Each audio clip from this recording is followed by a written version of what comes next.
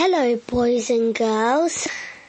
I hope you've brushed your teeth, you've washed your face, and you have your pajamas on. Now, today I'm going to be reading from a book called Old Macdonald's Farmyard Tales. We're going to be reading about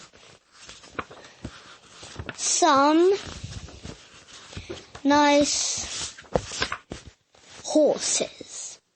Now, these horses are called Tilly and George, and they live on Old Macdonald's farm. So, I think I shall start now, and I hope you are listening. On cold, wet and windy afternoons, when Old Macdonald let his animals shelter in the warm barn, there is nothing they like better than listening to stories. Mind you, it does depend on who's telling the story. The story is called The Good Old. The pigs always tell stories about food.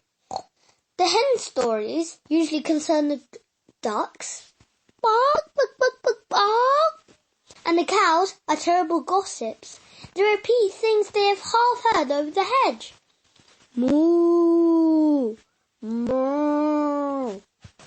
But old George and Tilly, the oldest animals on the farm,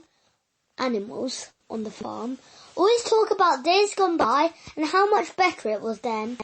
The other animals are bored with these stories. They've heard them many times before. One very cold spring day, when the farm was full of newborn chicks, Old Macdonald went to the hen house and said to Henrietta, "Take your babies into the barn. The rest of the animals are in there already. It will be much colder than in here." "Bah!" bleated Maria the sheep, who was standing near the barn door. "Did you hear that? Henrietta is bringing her chicks in. There'll be no peace now." Suddenly, there was mooing, neighing, snorting and quacking as the other animals all agreed.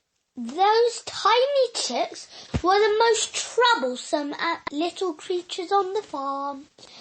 And the animals all stared in dismay as one by one the chicks filled in.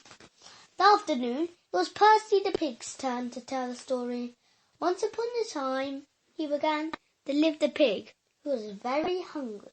But although the animals tried to concentrate, the lively little chicks made it very difficult to listen.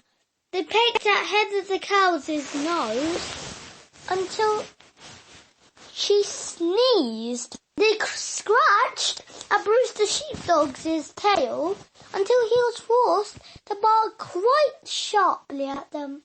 One of them even tried to go to sleep in Maria's woolly ear. It was very distracting and made all the animals cross. "Something very, very delicious," said Percy, only too aware that no one had actually been able to listen to his story. He winked loudly at the chicks and stomped off into a corner to sulk.